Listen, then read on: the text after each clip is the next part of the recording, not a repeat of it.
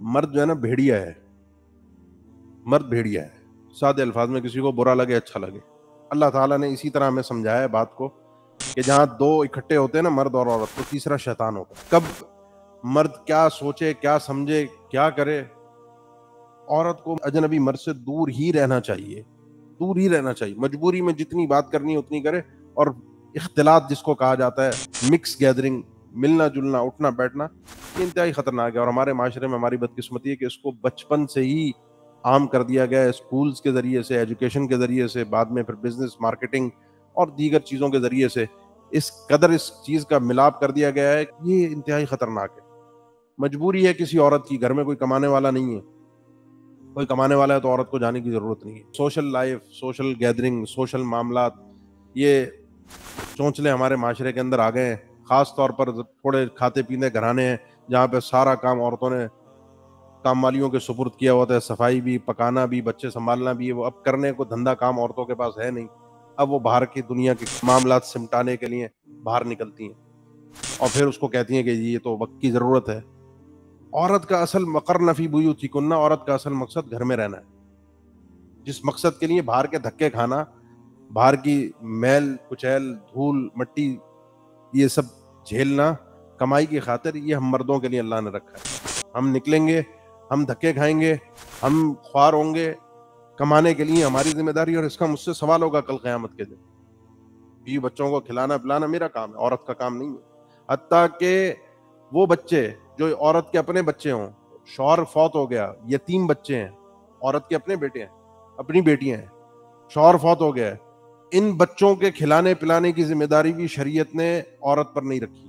اپنی سگی اولاد پر جو یتیم ہو چکی ہے، عورت نے ان پر یہ ذمہ داری نہیں رکھی. ذمہ داری نہیں ہے، کھلاتی اجر ملے گا.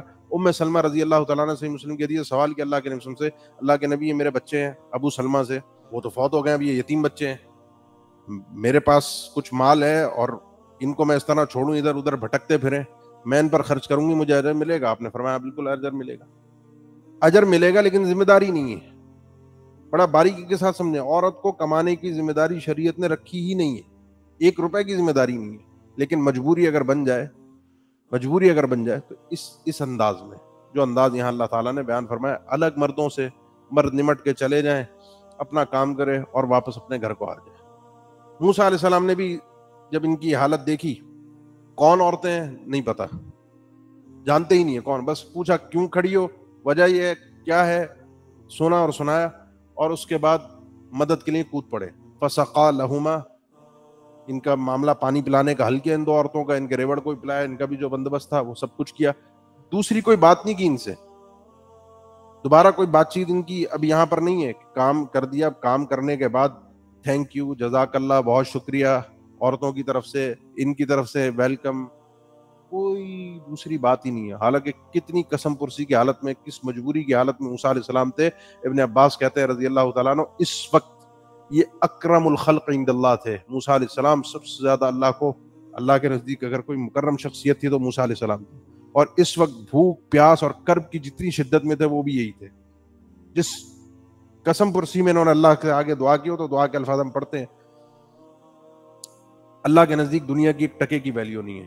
اگر ہوتی تو اپنے بندوں کو نوازتا، اگر ہوتا تو اکرم الخلق عند اللہ تھے.